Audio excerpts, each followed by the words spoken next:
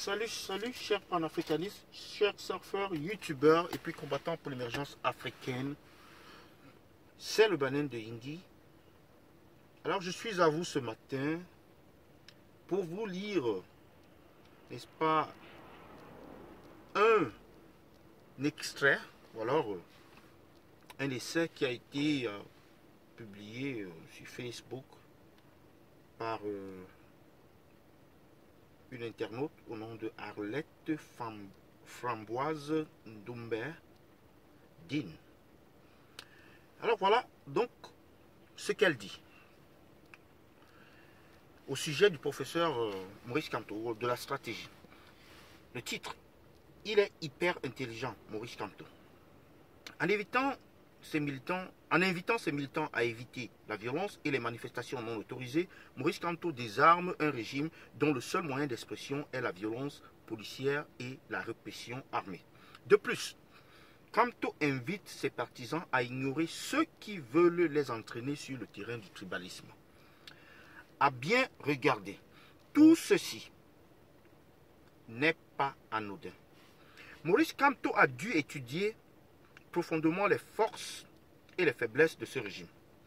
De mon point de vue, la force de ce régime, qui n'aime pas le dialogue, repose essentiellement sur la violence, mais aussi sur le tribalisme pour affaiblir la dynamique du changement. C'est pour cela que les tribalistes ne sont pas inquiétés au Cameroun. Le tribalisme est l'arme politique fétiche de ce régime.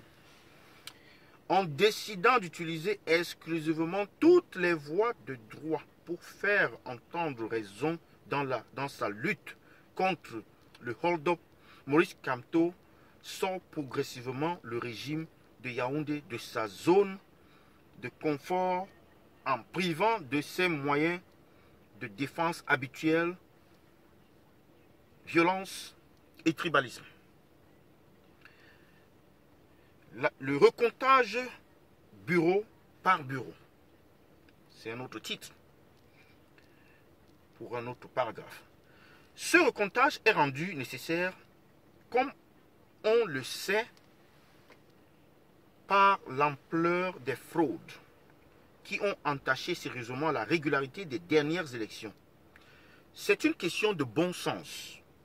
Donc, ce combat va se faire sur le terrain de la rationalité, de l'équité et du droit.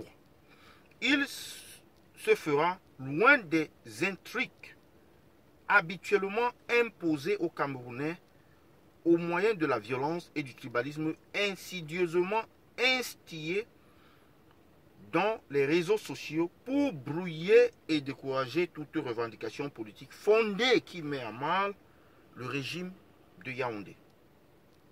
C'est donc un véritable coup de maître que Kamto est en train de réaliser en prenant le contre-pied du pouvoir et en le tirant hors de sa zone de confort pour faire triompher la vérité des urnes dans la paix. C'est dans cette logique que Kamto a fait cette déclaration aujourd'hui devant des milliers de personnes venues l'acclamer à son retour d'Addis Abeba. L'efficacité n'est pas dans le bruit ou la violence. L'efficacité est dans la tête.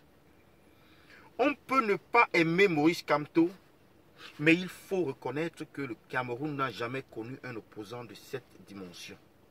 Maurice Kamto est un génie dont l'action va illuminer l'histoire de la lutte politique au Cameroun de génération en génération. Il est à ce jour le seul homme politique de premier plan à dénoncer publiquement le tribalisme dans un contexte où des cancres instrumentalisent ce même tribalisme en cachette au péril de la paix pour des raisons bassement égoïstes. Signé Arlette Framboise Ndoumbe Din. Vous pouvez voir le nom, vous pouvez chercher ajouter sur Facebook. C'est ça le nom. Voilà un essai vraiment très riche. il y a très longtemps que je suis tombé sur quelque chose d'aussi brillant, d'aussi limpide et d'aussi éloquent. Cette dame est un génie parce qu'elle peut lire. Elle peut lire. Et c'est même ça le problème. Que le régime en place se rend compte que la supercherie est en train d'être démasquée. Et donc il faut utiliser des stratagèmes. Ils sont dépassés en fait. Ils sont dépassés. Ils montent des faux profils sur Internet pour animer la galerie, pour distraire les gens avec les histoires d'artistes, de tribalisme. C'est monté, c'est descendu. Et de diaspora, MRCistes et consorts. Alors que le problème, il est là. Les Camerounais se sont réveillés du profond sommeil dans lequel on les a plongés.